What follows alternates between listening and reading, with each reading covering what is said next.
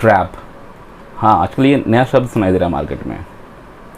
दोस्तों, ट्रैप बोले तो शिकंजा, पिंजरा या जाल, आप कुछ भी कह सकते हैं। और मेरा ये मानना है कि इस दुनिया का हर एक व्यक्ति किसी ना किसी ट्रैप में फंसा ही हुआ है। फिर चाहे वो आपके EMIs का जाल हो, सर से उड़ते हुए बाल हो, मोहब्बत की आंधी हो, या फिर पारिवारिक जिम्मेदारियों का जंजाल हो। Every god damn person in this world is trapped. बस फ़र्क सिर्फ इतना है कि हमें इस बात का एहसास तब तक नहीं होता जब तक कि उस ट्रैप से बाहर निकलने की हमारी उम्मीद कायम है। दोस्तों, जिस दिन, जिस पल इस सिचुएशन, इस ट्रैप से बाहर निकलने की हमारी उम्मीद ख़त्म हो गई, समझो उसी वक्त से ये जो ट्रैप्ड होने वाली फीलिंग है, जो ये बेबसी वाली फीलिंग है, इसने प्रबल हो जाना है, इसने और ज़्यादा उजागर हो जाना है। नमस्कार दोस्तों, मेरा नाम है धीरेन्द्र और ये है मेरा चैनल कॉमिक्स एनिमल। और आज हम बात करेंगे राज कॉमिक्स बाय संजय गुप्ता द्वारा प्रकाशित एक नई कॉमिक्स की, जिसका नाम है ट्रैप।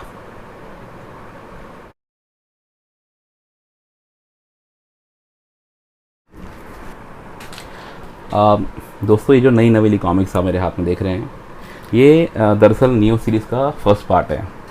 और मैं आपको बताना चाहूँगा कि ये जो नियो सीरीज़ है, ये सिटी विदाउट अ हीरो नाम की जो सीरीज़ थी, उसकी कंटिन्यूशन में बनाई गई सीरीज़ है। और city without a hero series की हम बात करें तो ये आई थी सन 2013-14 के आसपास। और उसमें जो 4 कॉमिक्स थी वो थी code name comet, breakout, maximum security and the last one, the last stand. तो ये जो 4 कॉमिक्स हैं, ये आप पढ़ लीजिएगा, क्योंकि ये उसी की कंटिन्यूशन में बनाई हुई कॉमिक्स है। छोटा सा बैकग्राउंड ये भी है कि 2000 अंटिल 2012-2013 इस दौर तक हमने ये देखा था कि सुपर कमांडो ध्रुव की रचना, मतलब चाहे वो आर्ट वर्क हो, चाहे उसका लेखन हो, इसकी जिम्मेदारी अनुपम सर ने बखूबी निभाई। वो उन्हीं की क्रिएशन थी और उन्होंने बहुत अच्छे से इसको निभाया। बट किसी कारणवश उनके जो पर्सनल प्रोजेक्ट्स थे वो काफ़ी बिजी रहने लगे, और तब इस किरदार के लेखन की जिम्मेदारी संभाली मंदार गंगेले जी ने। और क्या गज़ब काम किया उन्होंने। उनका city without a hero series काफ़ी सराही गई, और उसी का नतीजा है कि ये 7 साल बाद, थोड़ा सा लंबा टाइम लगा इसको आने में, किसी कारणवश रुक गई थी। 7 साल बाद इसका जो कंटिन्यूशन सीरीज़ वाला पार्ट है, उसका जो स्टोरी लाइन है, जो कि उस वहाँ से आगे बढ़ रहा है नियो सीरीज़ के रूप में, और नियो सीरीज़ के पहले भाग ट्रैप के रूप में हमारे हाथ में आ चुका है। तो दोस्तों, आइए इसके बारे में बात करते हैं।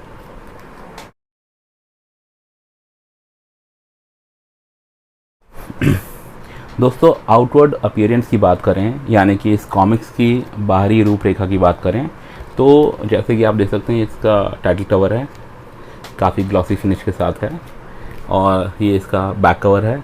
आप देख सकते हैं कि ये ध्रुव का जो लोगो बनाया हुआ है, थोड़ा सा मतलब धुंधला होता दिख रहा है। I think it's a deliberate attempt to tell readers कि आप जो एक्सपेक्ट कर रहे हैं कि जो मुख्य किरदार इस कॉमिक्स में है, वो ये ना हो कि किसी और किरदार के आसपास घूम रहा है। तो आई थिंक वो ये डेलिबरेट अटेम्प्ट है, थोड़ा सा उस ध्रुव को, उस मेन किरदार को थोड़ा धुंधला दिखाते हुए। मैं गलत भी हो सकता हूँ, बट ये मेरी इंटरप्रिटेशन है। दोस्तों, और एक बात और है कि इस कॉमिक्स के टाइटल कवर को लेकर काफ़ी बातें हो रही है मार्केट में। रीडर्स का खासकर जो रिएक्शन आ रहा है, वो थोड़ा सा वो डिसअपॉइंटेड है एक बात से, और आई थिंक वो काफ़ी हद तक जायज़ भी है जो उनकी नाराज़गी है। मैं आपको कारण बताता हूँ क्यों। ये जो देखिए कॉमिक्स का जो ये पेज है, इस पूरी कॉमिक्स की जो प्रमोशन है वो इसी आर्ट वर्क के थ्रू हुई थी शुरुआत से। सो कहीं ना कहीं मुझे लगता है कि जिस आर्ट वर्क को दिखाकर आपने अपने जो टारगेट ऑडियंस है, जो आपके रीडर्स हैं, उनमें जो जिज्ञासा आपने जगाई है, और जो एक मतलब नेक्स्ट लेवल तक उनकी जिज्ञासा को लेके गए, और उन्हें लगा कि आने वाली कॉमिक्स का रूपरेखा कुछ ऐसे होगी, तो अंत में आते आते उसको मतलब मुख्य पृष्ठ से धकेल कर पीछे की तरफ धकेल देना थोड़ा सा नागवार गुजरा मुझे। देखिए, रीडर्स का अपना एक माइंड होता है, ठीक है। आप उनको कुछ बताकर कुछ और अंत में डिसअपॉइंट ना करें, वो तो बहुत जाहिर सी बात है। अगर आपने पहले कोई टाइटल कवर दिखाया, अब इस तरह की mundane comics, mundane front title cover looking comics आपके हाथ में आई, तो थोड़ा सा डिसअपॉइंट आप हो ही जाएंगे।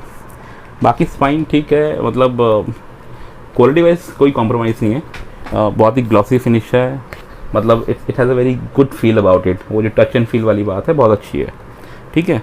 ये उनके इनिशियल क्रेडिट्स वगैरह हैं, उसमें हम नहीं जाएंगे। जो ट्रैप, अगर जो उसका टाइटल है, अगर हम टाइटल की बात करें तो टाइटल बिल्कुल जस्टिफाइड है, क्योंकि इस कॉमिक्स और उसके जो मुख्य किरदार है उसके संदर्भ में इस टाइटल को एक सांकेतिक और शाब्दिक तौर पर इस्तेमाल किया गया है, मतलब लिटरली भी और फिगरेटिवली भी। अगर हम इसको अप्लाई करना चाहें, जो इसका नैरेटिव है, स्टोरी लाइन है इस टाइटल के साथ, तो बिल्कुल फिट बैठता है। सो आई थिंक वहाँ पे बिल्कुल एप्ट, बिल्कुल सटीक बैठा है मामला, और अच्छा नाम रखा गया है। साइज़ की बात करें तो साइज़ मैंने आपको पहले भी अपने पिछले वीडियोस में बताया था कि मुझे निरंतर ऐसा एहसास हुआ है कि जो हमारे प्रकाशक हैं इंडियन कॉमिक्स इंडस्ट्री के, वो डेलिबरेटली जानबूझकर साइज़ के साथ एक्सपेरिमेंट कर रहे हैं। दरअसल मुझे लग रहा है कि वो जो इंटरनेशनल कॉमिक्स हैं, देखिए स्टोरी हमारी शुरू से ही बेहतरीन थी, आई थिंक, बट टाइम आ गया है कि वो साइज़ और पेपर क्वालिटी के साथ उन इंटरनेशनल स्टैंडर्ड्स को मैचअप करें जो कि मार्वल और डीसी कॉमिक्स होते हैं। तो इसीलिए वो लगातार जो नई कॉमिक्स आ रही हैं वो डेलिबरेटली ये कोशिश कर रहे हैं कि वो बड़े साइज़ में आएँ और अच्छी पेपर क्वालिटी के साथ आएँ। और एक तरीका ये भी है वो प्राइस जस्टिफिकेशन का। तो अगर मैं आपको एक थोड़ा सा कॉन्टेक्स्ट दूँ, तो पहले हमारे जो स्टैंडर्ड साइज़ हुआ करते थे इंडियन कॉमिक्स के, चाहे वो राज कॉमिक्स हों, चाहे वो तुलसी कॉमिक्स हों, किसी भी पब्लिशिंग हाउस के यहाँ, तो इस साइज़ के होते थे। अब इसके कंपैरिजन में आपको ये डिफरेंस नज़र आ रहा है, ठीक है, इतना फ़र्क आ गया तब से अब तक। तो ये थी इसके आउटवर्ड अपीयरेंस की बात। थोड़ा कॉमिक्स के भीतर भी झांक लेते हैं क्या क्या है।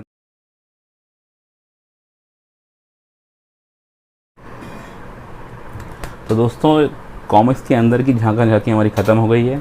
कॉमिक्स हमने पूरी पढ़ ली है, उलट पुलट के सब तरीके से टटोल ली है। तो अंदर की बात यह है कि ये कॉमिक्स, इसमें टोटल 32 पेजेस हैं, जिसमें से स्टोरी लाइन हालांकि सिर्फ 28 पेजेस की है, 28। जो 4 पेजेस हैं उसमें से 2 फ्रंट में दिए हुए हैं, जिसमें कि पहले में पब्लिशर का, एडिटर का एक एड्रेसल होता है, जो एक नोट होता है उनके रीडर्स के लिए, वो दिया हुआ है, और उनकी टीम का क्रेडिट्स दिए हुए हैं। आखिर में जो 2 पेजेस दिए हुए हैं उसमें आने वाली कॉमिक्स के एड्स दिए हुए हैं। तो टोटल 32 पेजेस हैं, लेकिन जो कहानी है वो सीमित है सिर्फ 28 पेजेस तक। अब बात कर लेते हैं हम इसके जो डायलॉग्स हैं वगैरह, किसी जो स्क्रिप्ट की बात है। दोस्तों, स्क्रिप्ट इसकी मंदार गंगेले ने ही इसकी कमान संभाली है, क्योंकि ये सिटी विदाउट अ हीरो के एक्सटेंशन में बनी हुई सीरीज़ है, और उनका काम उस दौरान बहुत सराहा गया था। तो वहीं से एक कंटिन्यूटी मेंटेन करने के लिए और उसी फ्लेवर को बरकरार रखने के लिए मंदार गंगेले जी ने लेखन की जिम्मेदारी को कंटिन्यू किया है। तो अगर डायलॉग्स की बात की जाए तो शुरू के 4-5 पेजेस और लास्ट के 2-3 पेजेस, उसमें डायलॉग्स ना के बराबर हैं। कई बार समझ में आता है कि आप पिक्चर ग्राफिक्स के माध्यम से भी कुछ कहानी कह रहे हैं, लेकिन उसका भी एक तरीका होता है। मतलब इतना ज़्यादा ब्लैंक छोड़ देना, इतने ज़्यादा कम डायलॉग्स का होना थोड़ा डिसअपॉइंटिंग होता है। But don't worry, it's not that disappointing at all together. इसमें होता क्या है कि शुरुआती जो एक सीक्वेंस है, मैं बताऊंगा नहीं क्या सीक्वेंस है, वो जो इनिशियल जो सीक्वेंस है जिसमें कम डायलॉग्स हैं, वो जब ओवर होता है उसके बाद से कहानी में पेस आती है। कहानी में डायलॉग्स, फुल टू डायलॉग्स, जो आप लोग आदी हैं जिस तरह के डायलॉग सुनने के, पूरा डिस्क्रिप्टिव वे में कि ये बंदा क्या सोच रहा है, क्या कर रहा है, उठ रहा है, बैठ रहा है, तो उसमें भी क्या विचार चल रहे हैं, वो सब उसमें जो छपा होता है पूरा डायलॉग्स वगैरह, जिसके आप हैबिचुअल हैं, वो सब आपको देखने को मिलेगा। और स्टोरी लाइन एक पेस पकड़ती है, उसमें किरदार आते हैं, आप भी बन जाते हैं उनसे ज़्यादा। अच्छा लगता है आपको कि स्टोरी फाइनली प्रोग्रेस कर रही है, कुछ मीठी चीज़ होने वाली है, तो आपकी भी जिज्ञासा बढ़ जाती है और आप you get absorbed into that story line. तो अच्छे से वो चलती है, इंटरेस्टिंग है, सब कुछ सही है। टूवर्ड्स द एंड फिर वही चीज़ थोड़ा खलती है कि हाँ भाई ठीक है, आपने पेश कर दिया उसको, लेकिन लास्ट में जाके आपने मतलब थोड़ा सा डल तरीके से उसको थोड़ा छोड़ दिया अगले भाग के लिए। अब मैं समझता हूँ दोस्तों कि ये चीज़ क्यों की जा रही है, लेकिन इसको करने के कई 2-3 और ऑप्शंस हो सकते थे जो कि इससे तो बेहतर होते। उसके बारे में नेक्स्ट सेंटेंस में चर्चा करूँगा। तो वो चीज़ एक कहीं खलती है। स्टोरी लाइन वैसे ठीक है, कोई प्रॉब्लम नहीं है, लेकिन डिसअपॉइंटिंग एक चीज़ ये हो सकती है रीडर्स के लिए कि एसेंशियली ये सुपर कमांडो ध्रुव की कॉमिक्स है। इसमें लीड कैरेक्टर ही ऑलमोस्ट नदारत है, ठीक है। इतना भी खैर हमें पता ही था, जब वो चंडिका का फेस दिखा के आपने शुरू से प्रमोट किया तो हमको समझ में काफ़ी हद तक आ गया था कि वो it's going to be Chandika this time round, और सुपर कमांडो ध्रुव होगा जो कि साइड किक का रोल प्ले करेगा इन अ वे कि उसका थोड़ा वो कम लाइमलाइट में रहेगा, मेन फोकस सारा चंडिका पे होगा। बट इस कॉमिक्स को पढ़ने के बाद वो काफ़ी हद तक थोड़ी भी नहीं, काफ़ी हद तक वो डिसअपॉइंटमेंट एक रीडर्स के मन में रहेगी। और ये जो मैंने आपको बैक कवर दिखाया था, मैंने जिसको आपका एक सांकेतिक तौर पे इसका मतलब समझाया था, वो मैं यहाँ से कनेक्ट करना चाह रहा हूँ कि ये जो लोगो है उसको कितना धुंधले तरीके से दिखाया गया है। तो मे बी एक तरीका ये हो सकता है वो जताने का कि मतलब now is the time and Dhruv will take a back seat and other stars will come to the fore. जिस तरह से चंडिका आगे आ गई है और उस पर सारा फोकस जो है कि चल रहा है, उसी का उसके इर्द गिर्द जो ताना बाना बुना गया है, बाकी किरदारों से उसका टकराव, उसकी अपनी उलझनें, उसके मन में जो चीज़ें चल रही हैं नहीं चल रही हैं, जो अंतर्द्वंद चल रहा है, उसके बारे में पूरी चर्चा है। तो स्टोरी वाइज वो सब ठीक है, लेकिन हम लोगों को आदत पड़ गई है कि हम लोग अपने सुपर हीरोज़ को मतलब कुछ झलकियाँ तो होनी चाहिए, थोड़ा सा एक सेटिस्फेक्शन मिलता है as a reader, as a fan, वो नहीं है। नैरेटिव की हम बात करें, नैरेटिव की जो बात है बिल्कुल अच्छी कहानी है, अच्छे से प्रोग्रेस होती है, लेकिन प्रॉब्लम क्या है मैं आपको बताता हूँ। आजकल हो क्या रहा है कि आप नोटिस करेंगे कोई भी कॉमिक्स अपने आप में मुकम्मल नहीं है। कोई भी कॉमिक्स अपने एक भाग में मुकम्मल ना होके उसका ना एक श्रृंखलाबद्ध तरीके से आना अब एक फैशन बन चुका है। मेरा मानना है, या मुझे ऐसा लगने लगा है कि जो प्रकाशक हैं वो कहीं ना कहीं ये चाहते हैं कि वो एक कैप्टिव ऑडियंस चाहते हैं कि जो कम्प्लीटली हुक्ड अप हो, उनके साथ रहे, और ना सिर्फ पहले भाग को जिन लोगों ने ख़रीद लिया तो वो एक उनकी कैप्टिव ऑडियंस बन जाएगी कि आगे के भाग को ख़रीदना उनके लिए लाजमी हो जाएगा, उनको ख़रीदनी ही पड़ेगी, वो फिर वो ऑप्शन नहीं रहेगा उनके लिए। सो आई थिंक ये उनका माइंडसेट रह सकता है, क्योंकि मुझे क्लियरली इसके पीछे कोई रीज़न नज़र नहीं आता।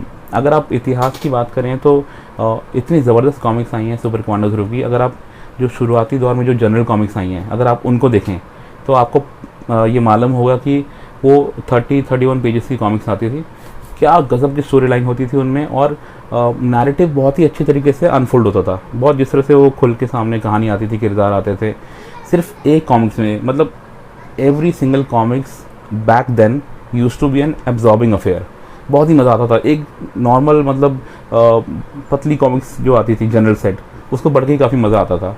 वो बात अब आप 48 पेज दे दो, चाहे 36 पेज दे दो, चाहे 28 पेज दे दो, instead of bombarding these comics with ads and unnecessary information, अगर आप उन स्टोरी लाइन को थोड़ा सा मजबूत करेंगे तो जो हमारा जो इंगेजमेंट रहता है कॉमिक्स के साथ, आई थिंक वो बना रहेगा। अब पुरानी जनरल कॉमिक्स की जो मैं बात कर रहा हूँ, आप कोई सा भी एग्जांपल ले लीजिए, चाहे वो बर्फ़ की चिता हो, चाहे वो उड़न तस्री के बंधक हो, एक दिन की मौत हो, आप रैंडमली कोई सी भी कॉमिक्स उठा लीजिए, क्या गज़ब की स्टोरी लाइन होती थी उनकी, इतना कुछ पढ़ने को मिलता था, इतना कुछ एक्शन होता था उन कॉमिक्स में। उसके कंपैरिजन में this comics really pales in comparison, फीकी पड़ती है उसके कंपैरिजन में। मतलब आप ठीक है ग्लॉसी पेजेस लेके आ रहे हैं, आप मेहनत कर रहे हैं, दिख रहा है आप पैसा खर्च कर रहे हैं, और आप चाहते हैं कि वो पैसा हम रीडर से आपको वापस मिले, दैट्स ऑल ओके। लेकिन आप थोड़ा नैरेटिव पे थोड़ा सा और वर्क करिए, थोड़ा सा और इसमें कहानी में काम करने की ज़रूरत है, थोड़े और डायलॉग, थोड़ा सा और एक्शन। बाकी वो ठीक है, अगर आपको पार्ट्स में बनानी है, वो आपके अपने रीजंस हैं, वो आप बेशक करिए। लेकिन जो हमारे डाइजेस्ट का भी जो सिलसिला चला था, डाइजेस्ट 1, फिर उसका दूसरा भाग, फिर उसका तीसरा भाग, उनमें भी काफ़ी कुछ मटेरियल होता था, बाद में जाके वो भी दूसरे भाग में बढ़ जाती थी। अब जैसे ये कॉमिक्स हैं, कोड नेम कॉमेट हो गई, ये मैंने मतलब काफ़ी टाइम पहले पढ़ी थी, ये आपका ब्रेकआउट हो गया, तो ये सब एक दूसरे के पार्ट हैं, लेकिन इनको भी आप खोल के पढ़ेंगे तो काफ़ी कुछ मटेरियल, कंटेंट, एक्शन, डायलॉग्स आपको मिलेंगे, जो कि अब जो नई कॉमिक्स आ रही है उनमें से नदारद है। तो ये मेरा थोड़ा सा एक डिसअपॉइंटमेंट है। मैं चाहता हूँ कि सभी प्रकाशक भाई लोग इस पे थोड़ा गौर फरमाएं, प्लीज़ थोड़ा ध्यान। अब बात करते हैं आर्टवर्क की। दोस्तों इसका जो आर्टवर्क है वो 2 भागों में डिवाइडेड है। जो पहला जो एक सीक्वेंस चल रहा है कहानी का फ्रॉम पेज नंबर 3 to 9, वो उसकी बागडोर संभाली है हेमंत कुमार जी ने, और जो सुशांत पांडा जी हैं उन्होंने बाकी कॉमिक्स का ध्यान रखा है। तो इनको दोनों ही सीक्वेंसेस बिल्कुल डिफरेंट हैं। जो फर्स्ट जो 6-7 पेजेस हैं वो बिल्कुल अलग सीक्वेंस में बनी हुई है, इससे इसका जो आर्ट वर्क है वो डिफरेंट मालूम पड़ता है, और बाद का जो है वो कम्प्लीटली डिफरेंट है। आपको खुद रियलाइज़ हो जाएगा जब आप किताबें खोलेंगे। मैं अभी भी खोल देता हूँ क्योंकि इतना तो अलाउड है, एंड आई थिंक उतना ही दिखाऊंगा जितना आपको ऑलरेडी बाकी लोगों ने भी दिखा हुआ है। तो ये जो इसका आर्टवर्क है इसमें मतलब एक इकलौता आर्टिस्ट भी पूरा थ्रू आउट उसको कर सकता था, बट आई डोंट नो क्या रीजंस हैं इसको दो बांटों में विभाजित करने के लिए। मेरे पास इसका कोई जस्टिफिकेशन नहीं है, ना ही मुझको नज़र आया कॉमिक्स में कि क्यों एक आर्टिस्ट इस पूरे आर्टवर्क को नहीं कर सकता था, क्यों दो आर्टिस्ट की ज़रूरत पड़ी, और जो पेजेस का जो डिवीज़न है वो क्यों हुआ, I don't know. But what is good about the artwork is, हालांकि जो थीम है ट्रैप थोड़ी सी डार्क है, लेकिन इसमें जो डार्क पैनल्स हैं उसका एक्सेस यूज़ नहीं किया गया है। That I really liked about the comic. ये देखिए,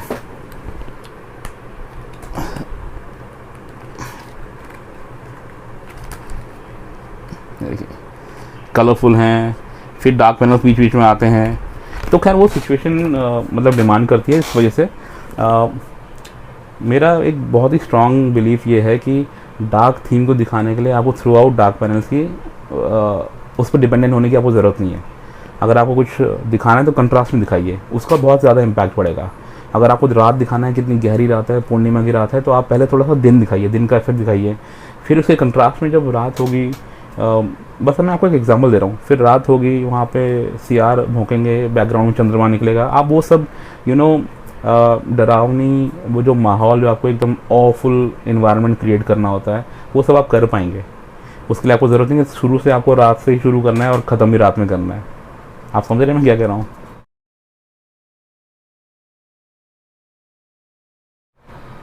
आइए दोस्तों, तो अब जो आखिरी की दो चीज़ें बची हैं उनके बारे में भी बात कर ली जाए without wasting any time. Number 1, नॉवेल्टीज़। तो नॉवेल्टीज़ के नाम पे हमें दो चीज़ें मिली हैं। One is the post card of Nagraj. मैं यहाँ पे कहना चाहूँगा कि ठीक है, आपने वैसे तो ध्रुव की कॉमिक्स है तो सुपर कमांडो ध्रुव यूनिवर्स से जुड़े हुए किसी भी किरदार का आप दे देते तो चल जाता, चाहे वो बौना वामानी क्यों ना होता। लेकिन आप नागराज का दे रहे हैं, it's okay, because he is also an equally popular super hero.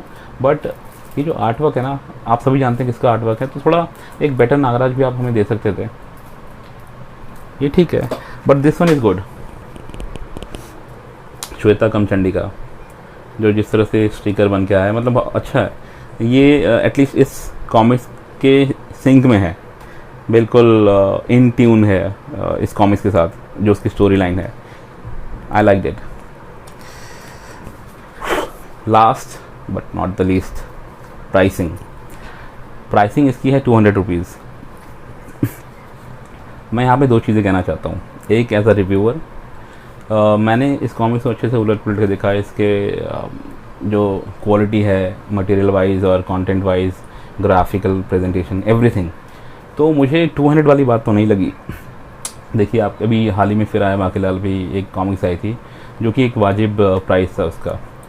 ये अलग मुद्दा हो सकता है कि उसको मतलब फ्लैट प्रिंटिंग में उसको बनाया गया, फिर उसको पेश किया गया तो लागत कम आई। यहाँ पे ग्लॉसी स्टफ है, थोड़ा ज़्यादा एक्सपेंसिव अफेयर हो गया, प्लस नॉवेल्टीज़। ये देखिए, नॉवेल्टीज़ अगर आप ना भी दें तो चलेगा, लेकिन कॉमिक्स को एक वाजिब दाव में लाना बहुत ज़रूरी है, क्योंकि फ्रैंकली स्पीकिंग ये जो एक्सपेंसिव कॉमिक्स आ रही हैं ये हम लोग ख़रीद रहे हैं, जो कि बच्चों में पढ़ा करते थे। We are 80s kids, 90s से हमारा पैशन शुरू हुआ, तो हम भी लगभग 30 साल से तो कॉमिक्स पढ़ ही रहे हैं।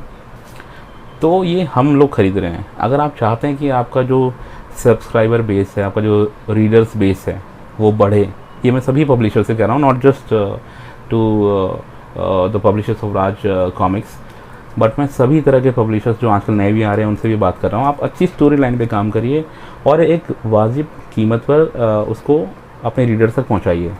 मैं बता रहा हूँ, आप डिसअपॉइंट नहीं होंगे। शुरुआत में थोड़ा सा मिक्स रिएक्शंस मिल सकते हैं, बट थोड़ा आप टाइम देंगे तो आपको बिल्कुल सही रिएक्शन मिलेगा आपकी रीडर से। वो ज़्यादा रिसेप्टिव हो जाएंगे आपके प्रोडक्ट को लेकर। लेकिन एक अच्छा प्रोडक्ट भी अगर प्राइस उसका अच्छा नहीं निर्धारित किया गया है, if you do not price your product right, तो एक टाइम के बाद वो लोगों का मोह भंग हो जाता है। People get disillusion with your product, क्योंकि ये प्राइस सेंसिटिव मार्केट है, इंडिया में हैं हम, कम ऑन। तो थोड़ा सा आप इस चीज़ पे ध्यान दीजिए। 200 थोड़ा ज़्यादा है, 150 would have been better. So all in all, अब एक मैं फाइनल आपको बताना चाहूँगा। अगर रेटिंग की बात करें तो जो 5 मानक हैं मेरे जिनके बारे में मैंने आपको बताया, तो उसमें से मैं 5 में से 3 मार्क्स देना चाहूँगा इसको। तो 60% ये सेटिस्फैक्ट्री रहा मेरे लिए ओवरऑल एक्सपीरियंस। जो इसकी नई कॉमिक्स है ग्राउंड ज़ीरो, जो ट्रैप का अगला पार्ट है, उसका बड़ी बेसब्री से इंतज़ार होगा। एक रिक्वेस्ट और अपील ये भी है कि वो टाइमली उसको इंट्रोड्यूस किया जाए मार्केट में, ज़्यादा गैप ना हो, otherwise readers lose their interest. और जाने से पहले मैं कुछ चीज़ें आपको दिखाना चाहूँगा जो एडिशनल इसके पेजेस थे, 2-3 चीज़ें। ये देखिए, ये जो पूरा पार्ट है ये मेरे को अच्छा लगा। इसमें अब हालांकि जो 3 भाई हैं उन सभी का आपस में विभाजन हो चुका है। अलग अलग उन्होंने कॉमिक्स निकाल रहे हैं, रीप्रिंट्स निकाल रहे हैं, नई नई कॉमिक्स लेके आ रहे हैं। तो उनकी आपसी सहमति से जो भी डिसाइड हुआ है हमें नहीं पता है, but Raj comics bye Sanjay Gupta ने पूरी लिस्ट दी हुई है कि उनके प्रकाशन में, जो उनकी नई बिजनेस एंटिटी बनी है, उनके प्रकाशन में ये 3 कॉमिक्स अब तक आ गई हैं, आदि पर्व, नागप्रलय और ट्रैप। और बाकी जो पूरी ये जो सारी कॉमिक्स हैं ये विचाराधीन हैं, ये आने वाली हैं, ये प्रकाशाधीन है, आने वाले कुछ टाइम में आपको देखने को मिलेंगी। और ये तो उनका जो इंट्रोडक्टरी नोट है, ये उनका क्या बोलते हैं, क्रेडिट्स हो गया। अब सीधा लास्ट के पेजेस में आते हैं। I want to show you some ads.